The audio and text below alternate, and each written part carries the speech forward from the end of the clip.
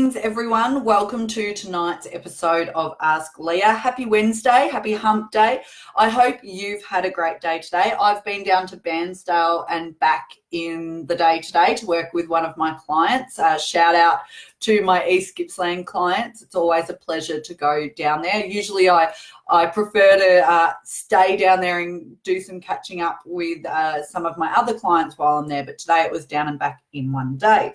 So I've just walked in the door not long ago. I've scoffed some dinner. I am a couple of minutes later than usual, but I still wanted to jump on and do the live tonight because a really important question came in through the week that I wanted to address.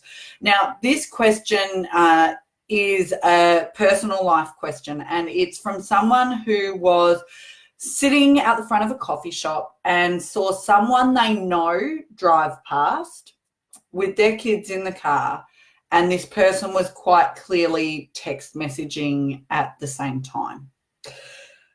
Now, this is a tricky one because the person's reached out to me and said, I want to say something because this is really dangerous. And I know this person's very busy, but, you know, they could kill someone. They could kill their own family, or this person said, you know, my kids often ride the bike to school, so I don't want them, you know, crashing into my child or someone else who's out there using the road.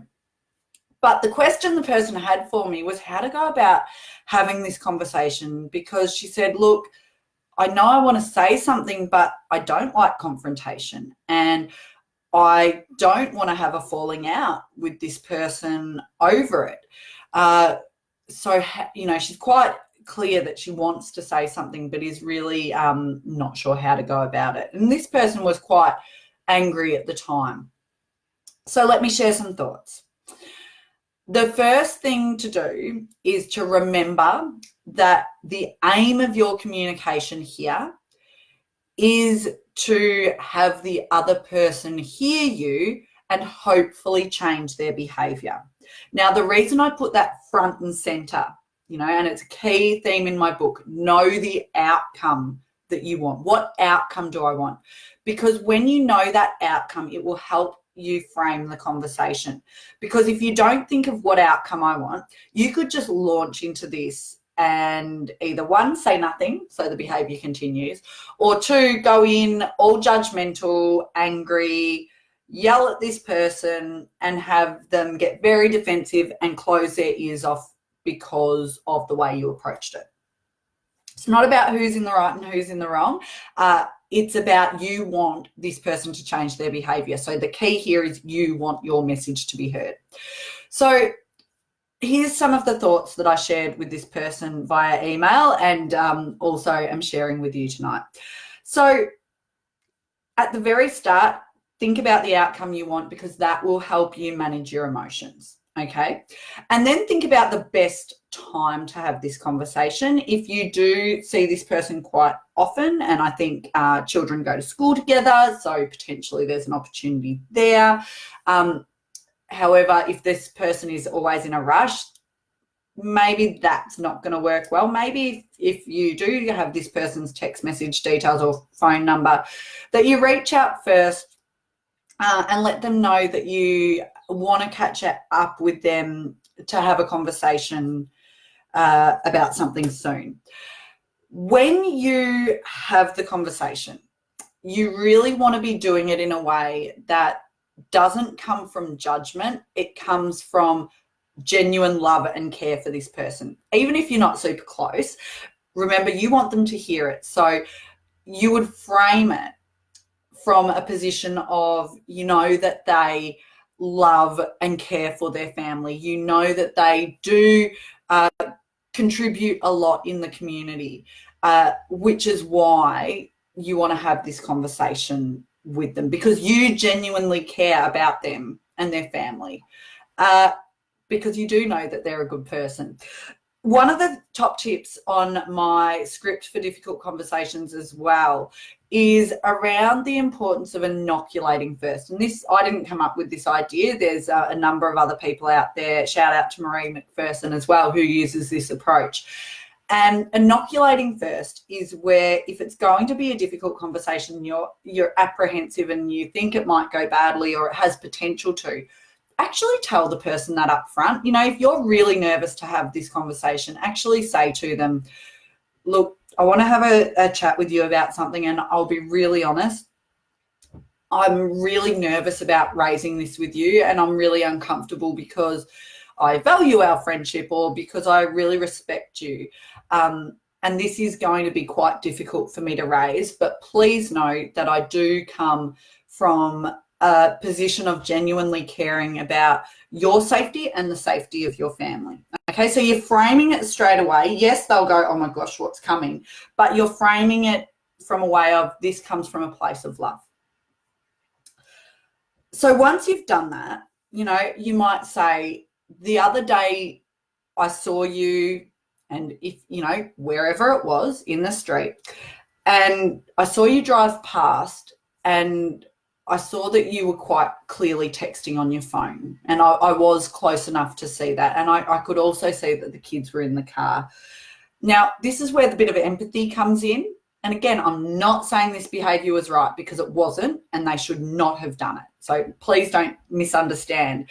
But you might then say something like, you know what, I know life is crazy busy, and I know that we've all got a lot going on, and the temptation is there. But, you know, the stats on accidents and texting on mobile phones are so huge, and I don't want you or your family or anyone else in the community to be another one of those statistics.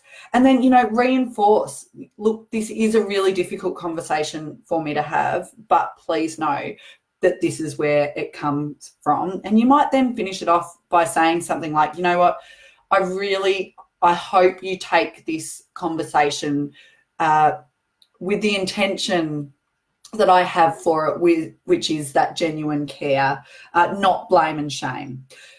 So obviously do what feels right for you, but I know that you want to have this conversation. You saw, you know, another mum texting on her phone, kids in the car, doing the school run. You know, you are well within your rights to address this and do it quite firmly.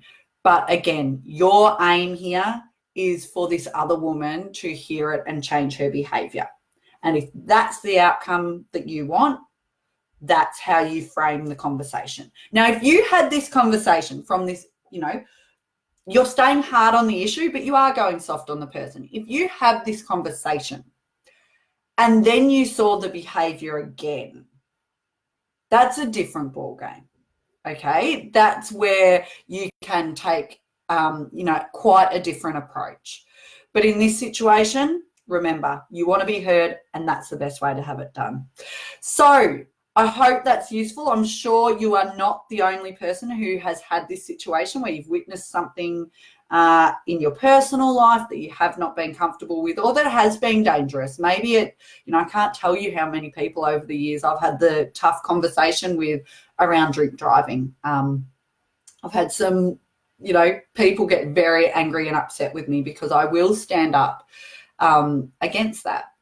I'll do it in a calm way, but I'll stand very firm. We do have to do these things sometimes, but it's about how we do it in a way that hopefully cuts through and gets our message heard. Sometimes that does have to be really firm. I mean, if you're dealing with an intoxicated person, you know, that's a whole other issue as well. If you have a communication or soft skill question, please do get in touch. Send it through and I will answer it next week.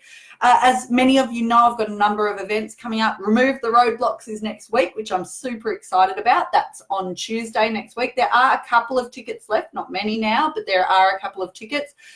Sales close on Friday night, so please do let me know if you're coming along. Through Eventbrite, the fabulous Onyx Cafe, Onyx Whole Foods Cafe in Traralgon is catering. They do an awesome job. So we're having morning tea and lunch and a coffee or hot drink from them. Then I have Attention Please, How to Deliver Engaging Presentations in Maui on the 25th of March. The fabulous Raw Harvest is doing morning tea for that one. I've got Shut the Hell Up, which is the Beyond Blue fundraising workshop on Saturday, the 2nd of May. Please do buy tickets for that. 100% of profits go to Beyond Blue. And let me tell you, it is bargain basement price compared to normal price. I'm also on the committee of Women in Gippsland, and we have some fabulous events coming up for International Women's Day. So if you're not connected to the Women in Gippsland page, please make sure you do that too. Have a great week, everyone, and happy Hump Day.